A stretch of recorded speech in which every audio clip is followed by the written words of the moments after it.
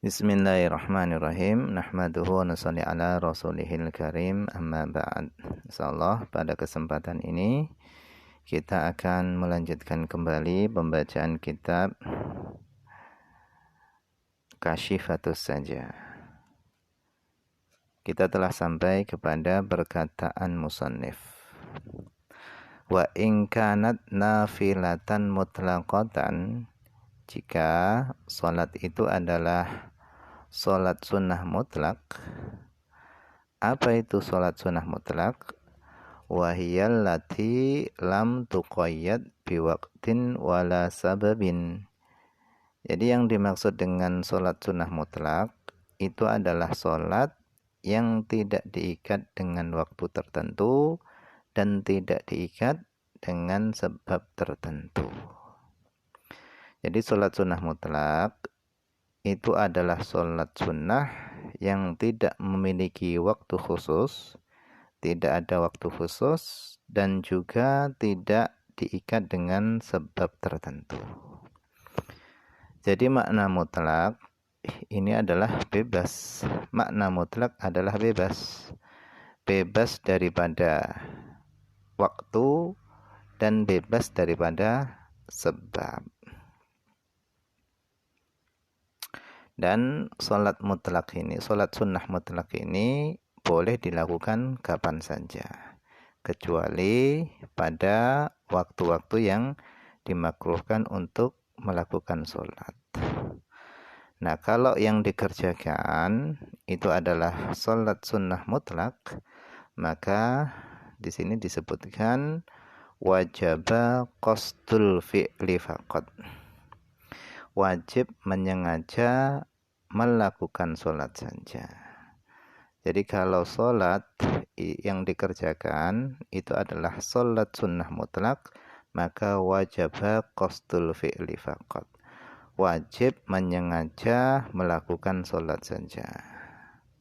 Jadi wajibnya hanya kita mengucapkan usolli, aku niat sholat. Itu sudah cukup, tanpa menentukan sholat yang dikerjakan dan tanpa menyebutkan sunnah. Jadi untuk sholat sunnah mutlak ini kita cukup mengucapkan usolli saja, aku niat sholat. Ini sudah cukup. Kemudian beliau musannif di sini mendatangkan lafadz faqat. Apa makna faqat? Maksudnya adalah fahasbu saja. Jadi makna faqat itu adalah fahasbu saja. Wajaba qasdul fi'li faqat.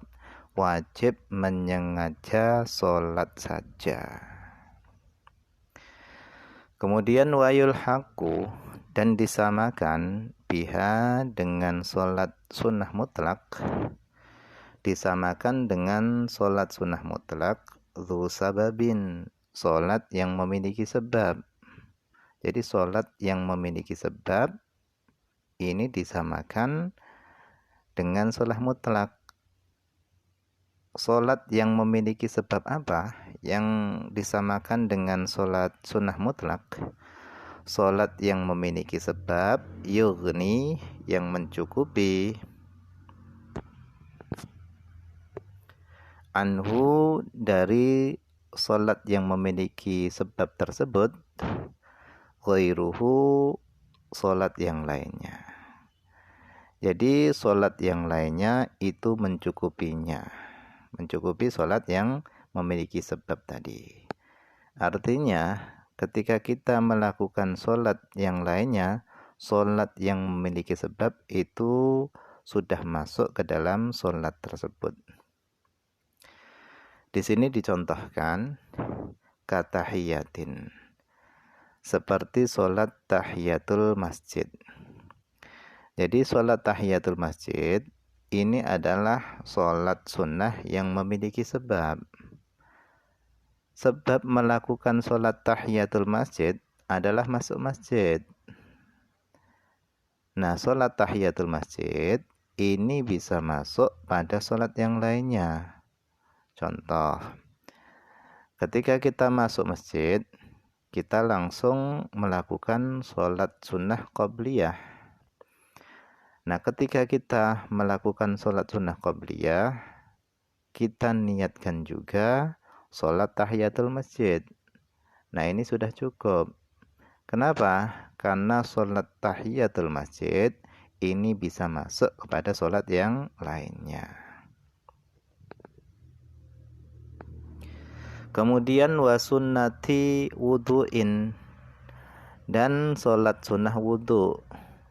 Nah, sholat sunnah wudu ini adalah juga sholat yang memiliki sebab.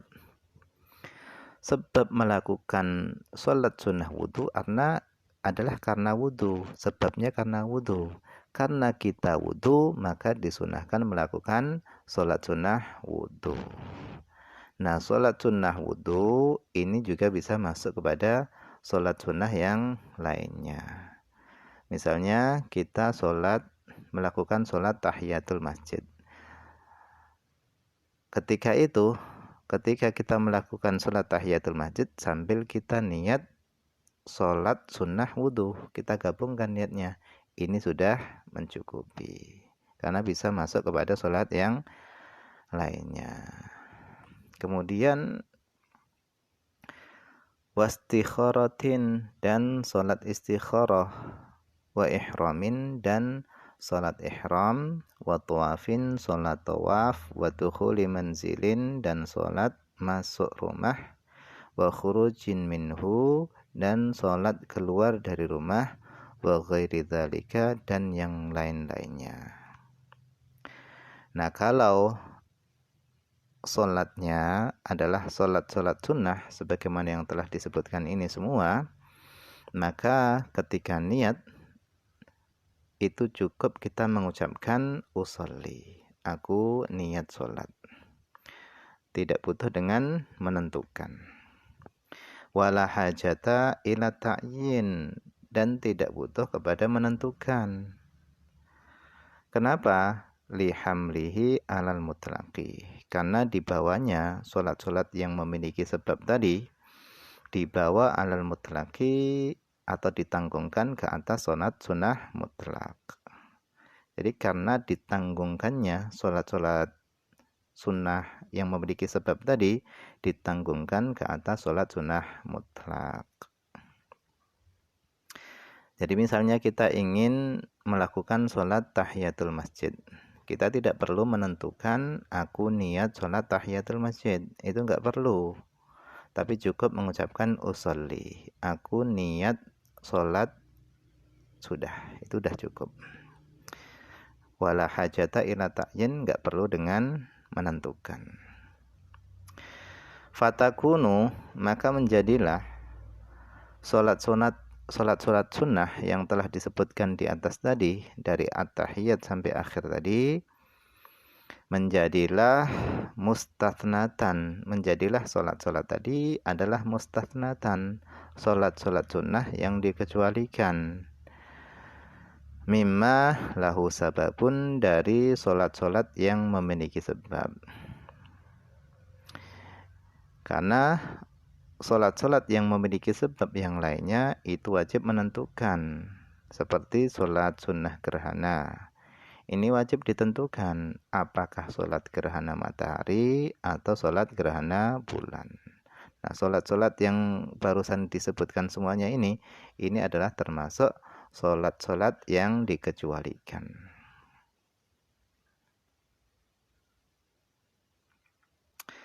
Kemudian beliau mengatakan wa'lam, ketahuilah, annahu, bahasanya dilarang, annahu yamtani'u, bahasanya dilarang, jam'u sholataini, menggabungkan dua sholat, biniyatin, dengan satu niat. Jadi kata beliau, ketahuilah bahwasanya dilarang menggabungkan dua sholat dengan satu niat. Walau naflan maksudan, meskipun sholat yang digabung dengan satu niat tadi itu adalah naflan maksudan, sholat sunnah yang maksudan. Amma ghairul maksudi, adapun sholat sunnah yang ghairu maksud, yang tidak dituju, seperti apa?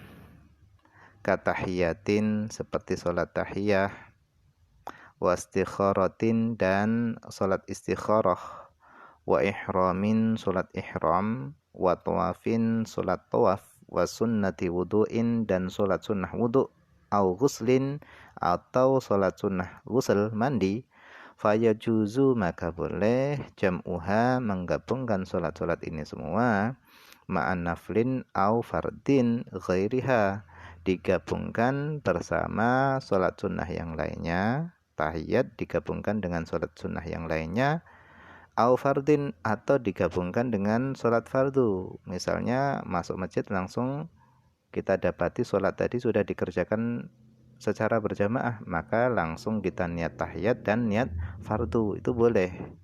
Ghairiha selain sholat sunnah yang maksudah.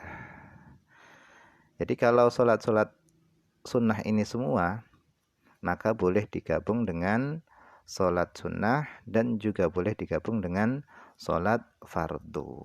Ghairiha selain sholat yang dituju. Bal tahsulu, bahkan sholat sunnah yang ghairu maksud tadi itu bisa hasil. Wa yuthabu alaiha dan diberi pahala alaiha atasnya, atas ghairu maksud tadi. Sholat sunnah ghairu maksud tadi bisa berhasil dan diberi pahala. Wa illam yanwiha, meskipun seorang tidak meniatkannya. Qalahu Syarqawiyyu, telah mengatakan yang demikian itu siapa? Al-Imam Asy-Syarqawi. Wallahu a'lam, ini saja yang bisa dibaca pada kesempatan ini, semoga ada manfaatnya.